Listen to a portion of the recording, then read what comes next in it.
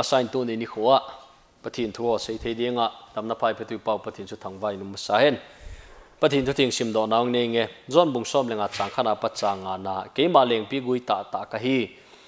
kapa alei thawa hi ke ya aba aga lo chu aman apai do zin aga ching si chu ha ga che na dingin amal ngim ji na hi ka thu sei wang chu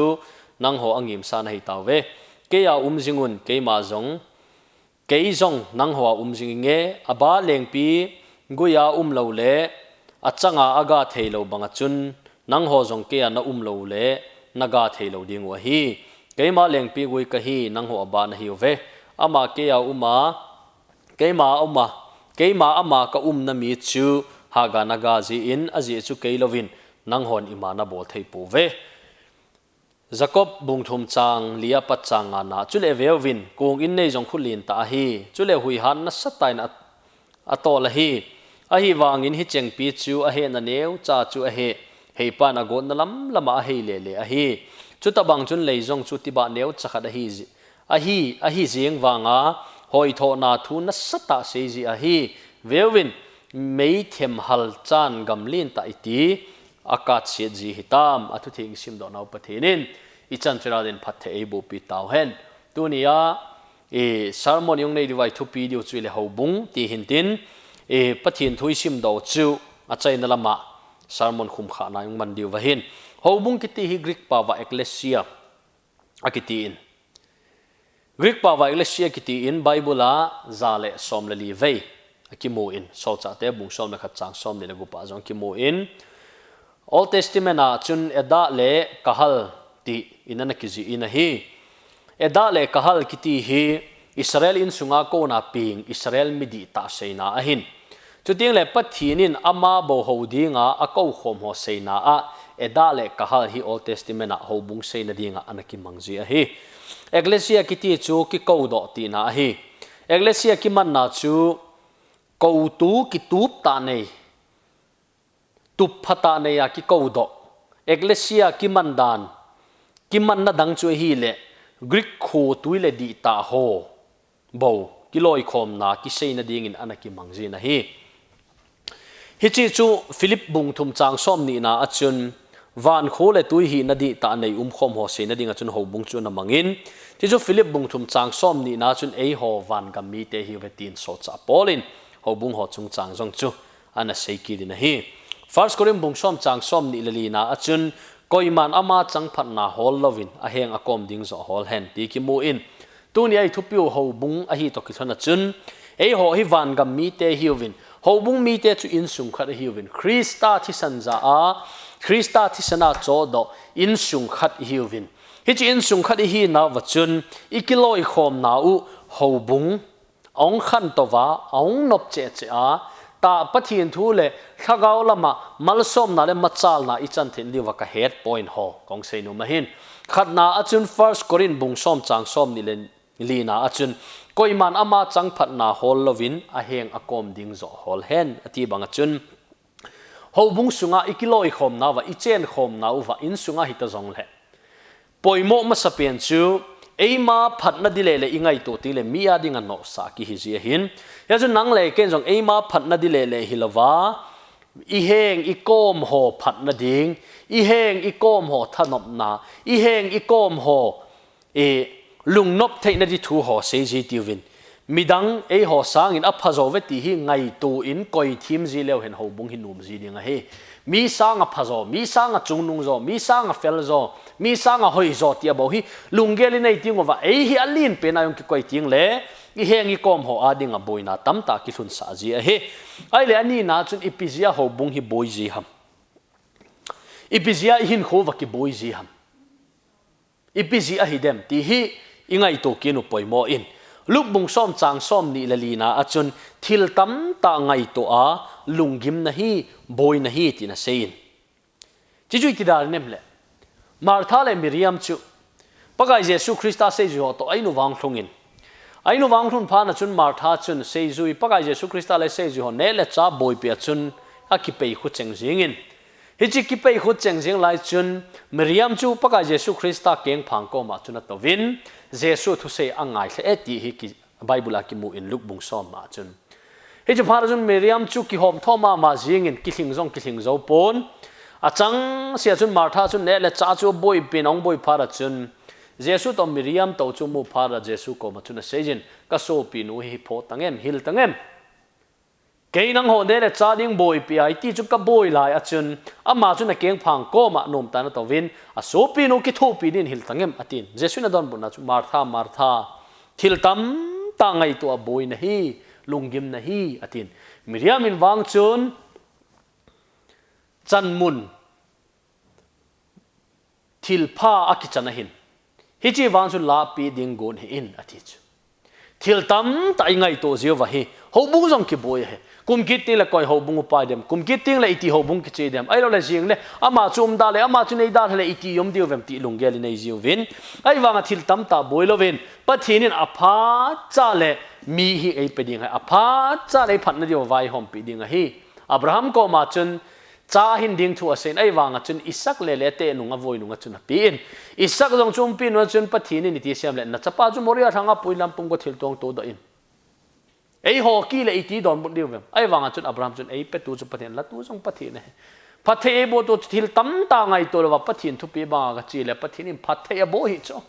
nang le ke ki le ipi hi ngai to de nang le ke ki le thil tam ta ngai to hi pathin na jong ki tong thelo mai thei ai wanga chun nang le ke in wang pathin bo event no wa thil tam ta ngai to lo wa pathin song po makal iso no vai le ki boi lo ding hi thil phachum lo zinga ding ai le kum ki da ding kum som nga ding i boi wa zinga la advance ga chi thelo iga su tup thela I ma cham lo che chun tu nia hin khumanwa pathin to di ta in hin khomang khom leo hen zinga ding chu pathin in ei ngai tu pi ding hi chi a boy hoi su tup de Houbung sung boy na tam hi chi su tup din dan chu sab gama Houbung khat chu boy jin hi chi Houbung boy ja chun mi tam ta chu hovin jong kai num po vin pastor pa chun taw na mangjin pathin ko ma su tup ding dan ngai tu in pathin ko ma aga taw ji in khat vei chu pathin in taw nang don but pi tan a taw nang don but pi pha na chun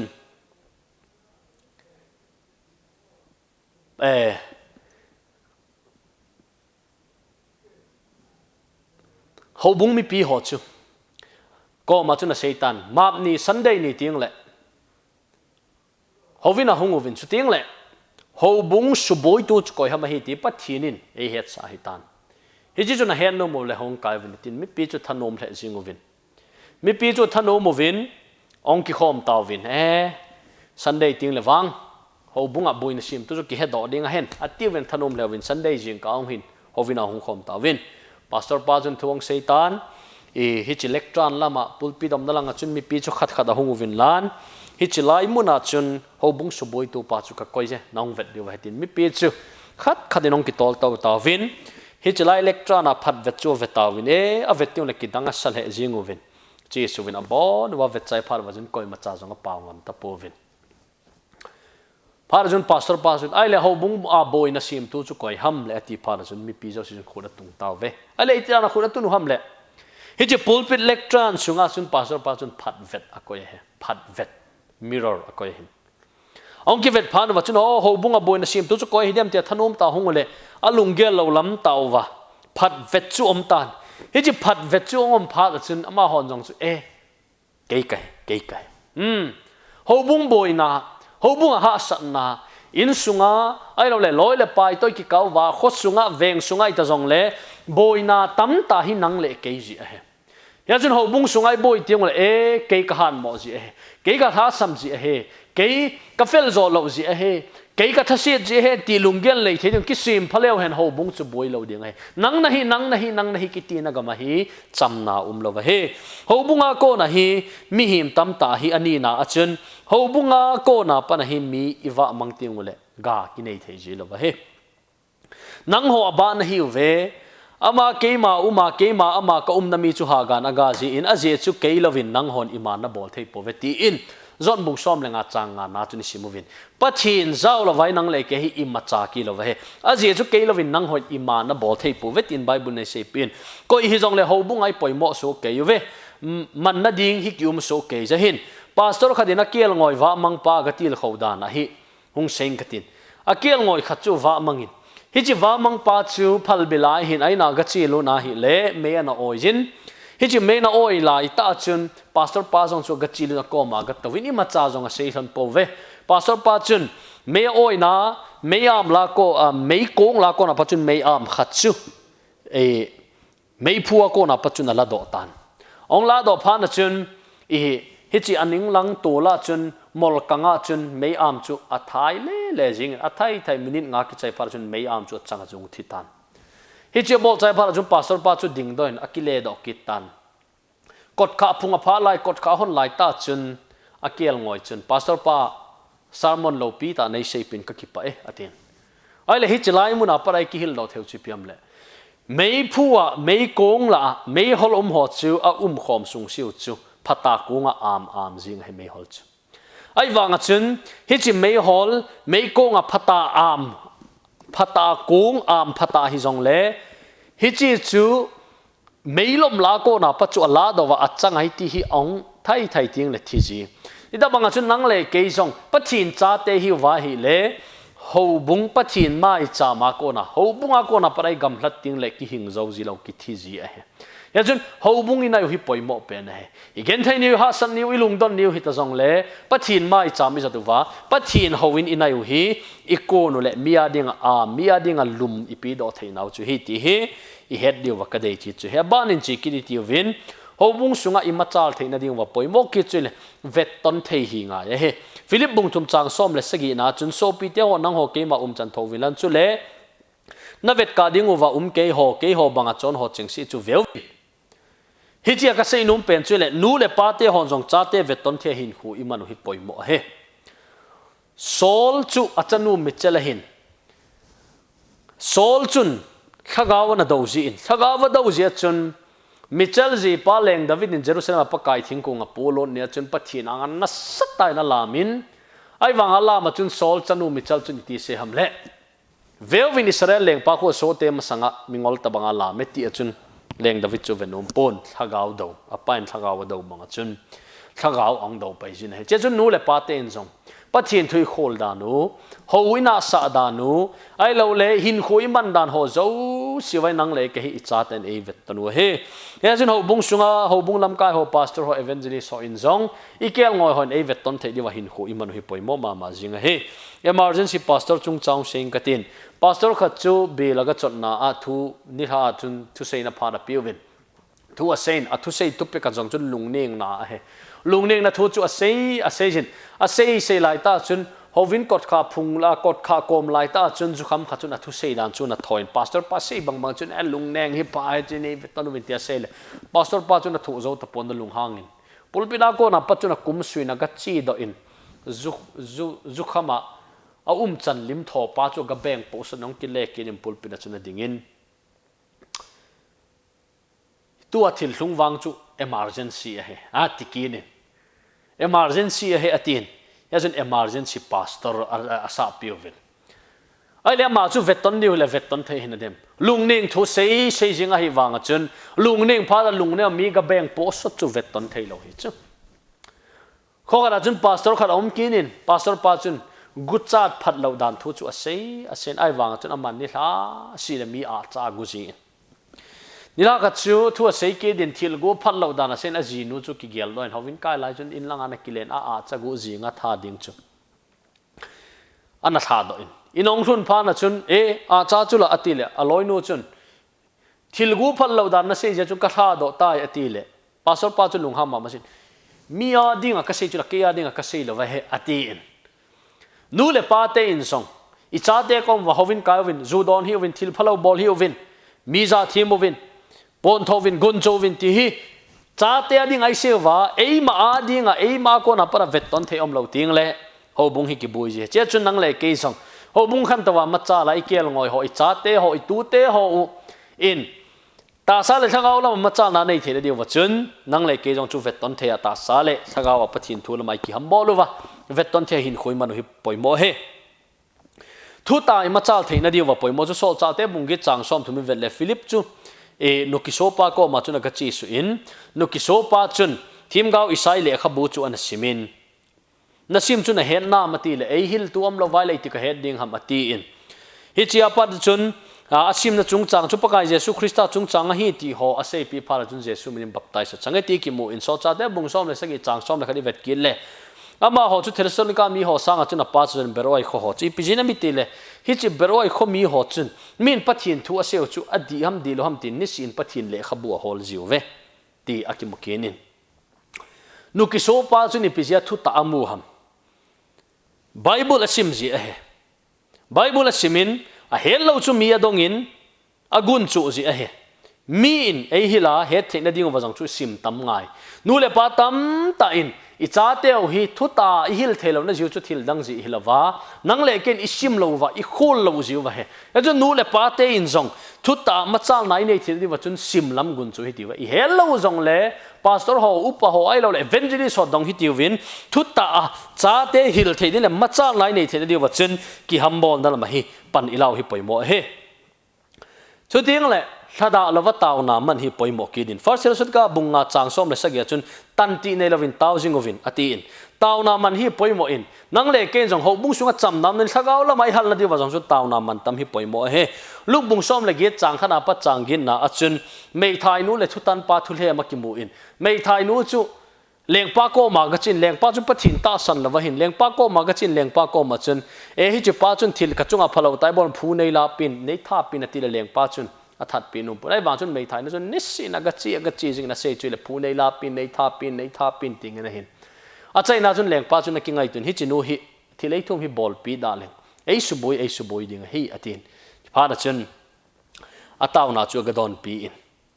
hi chilai ko na para thil kilang chui le taw na thada lawa taw na mei thai nu in jong nissia agachia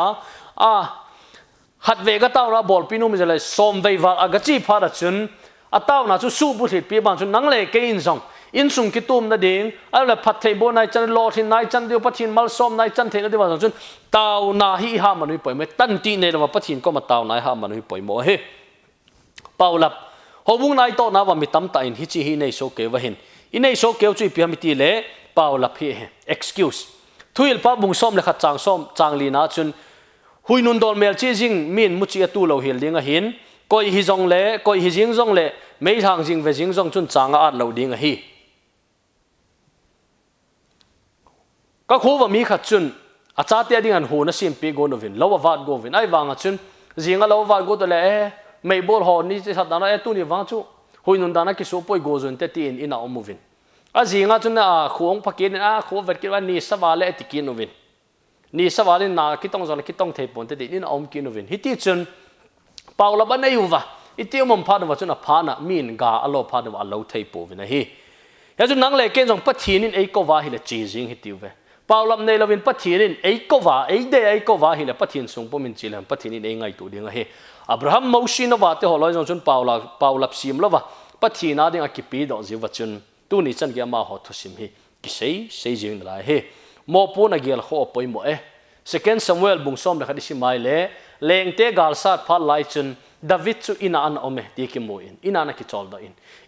chol do zia chun Uriah zinu betsebi to thil phalo ta abol hone ti ki mo in ya chun nang le ke in zong mo pu na ne Houbung sung khot sung hit zang le ima zo si a mo pu na inei ho hi igel kho wa i mo pu na dung ji wa chun na I to wa le mal som na ki chang ding a he a khuti lo wa hi le nang le ke in wang chu mo pu na igel kho lo wa hi le